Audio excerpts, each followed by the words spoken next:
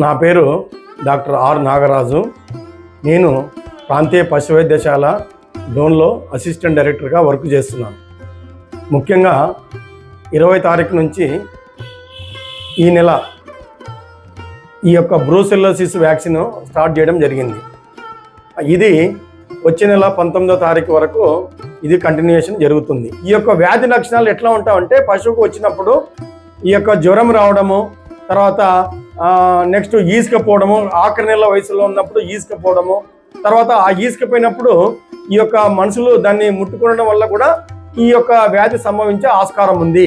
కాబట్టి మనము ఈ యొక్క లక్షణాల నుండి ఈ యొక్క ఈసుకపోవడం జరిగినప్పుడు దాని యొక్క మాయను కానీ తర్వాత ఆ పిండాన్ని కానీ మనకు 6 రోజుల్లో గుంత తీసి లోపల సున్నం జల్లి పూడ్చి పెడితే ఆ యొక్క వ్యాధి అనేది మిగతా వరకు రాకుండా కాపాడుకోవచ్చును. కాబట్టి మనము పాలు తాగేటప్పుడు కూడా ఈ యొక్క పాల ద్వారా కూడా వచ్చే ఆస్కారం ఉంది. కాబట్టి బాగా మరిగించిన పాలు మాత్రం ఎక్కువ హీట్ చేసి మనకు పొంగు వచ్చినప్పుడు అప్పుడు మాత్రమే పాలను వాడుకలోకి తీసుకురావాల్సిందిగా అందరికీ విన్నవిస్తున్నాను.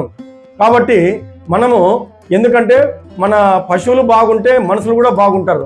మంచి స్వచ్ఛమైన పాలు తాగినందువల్ల మనకు కూడా వ్యాధులు రాకుండా కాపాడుకోవచ్చు. కాబట్టి మనము పాలను కూడా పరిశుభ్రంగా పెంచుకోవాలా, పశువులను కూడా మంచిగా బాగా కాపాడుకోవాలా. ఏదైనా వచ్చినప్పుడు ఈ యొక్క టీకా కార్యక్రమాలు వచ్చినప్పుడు సద్వినియోగం చేసుకోవాలా. ఎందుకంటే మేము ఈ నెల 20 నుంచి స్టార్ట్ చేస్తున్నాము. వచ్చే నెల 19 వరకు కూడా ఈ యొక్క కార్యక్రమం జరుగుతుంది.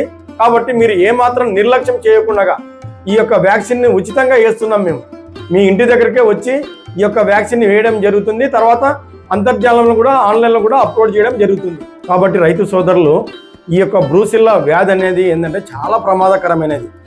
ఈ వ్యాధి వచ్చినప్పుడు 9 నెలల అంటే 8 నెలల గర్భము, తర్వాత 7 నెలల గర్భం ఉన్నప్పుడు ఈసుకపోవడం జరుగుతుంది. ముఖ్యంగా అంటే ఆవుల్లో కానీ గేదెల్లో కానీ ఈ చాలా ప్రమాదకరమైన వ్యాధి. తర్వాత ఇది ముఖ్యంగా ఈ మనుషులకు కూడా రావడం జరుగుతుంది. తర్వాత ఈ గొర్రెలలో కూడా ఎక్కువగా ఈ యొక్క బ్రూసెల్లోసిస్ వ్యాధి అనేది రావడం జరుగుతుంది. కాబట్టి గొర్రెల పెంపకదారులు కూడా చాలా జాగ్రత్త ఉండాలా. వాటికి కూడా వాళ్ళలో ఎక్కువగా మనము పరీక్ష చేసినప్పుడు వాళ్ళకు కూడా ఎక్కువ ఈ యొక్క వ్యాధి అనేది లక్షణాలు కానీ రక్త పరీక్షల ద్వారా నమోదైంది.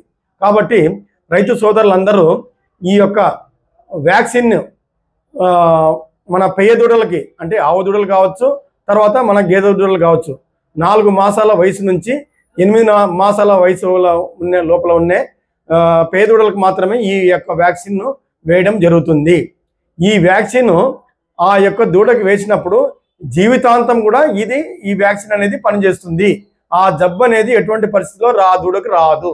కాబట్టి రైతు సోదరులు ఖచ్చితంగా ఈ యొక్క వ్యాక్సిన్ను ఖచ్చితంగా వేయించుకోవాల్సిందిగా అందరికీ విన్నవించుకుంటున్నాము. ఎందుకంటే వ్యాధి వచ్చిన తర్వాత మనము చాలా నష్టం జరుగుతుంది రైతులకు.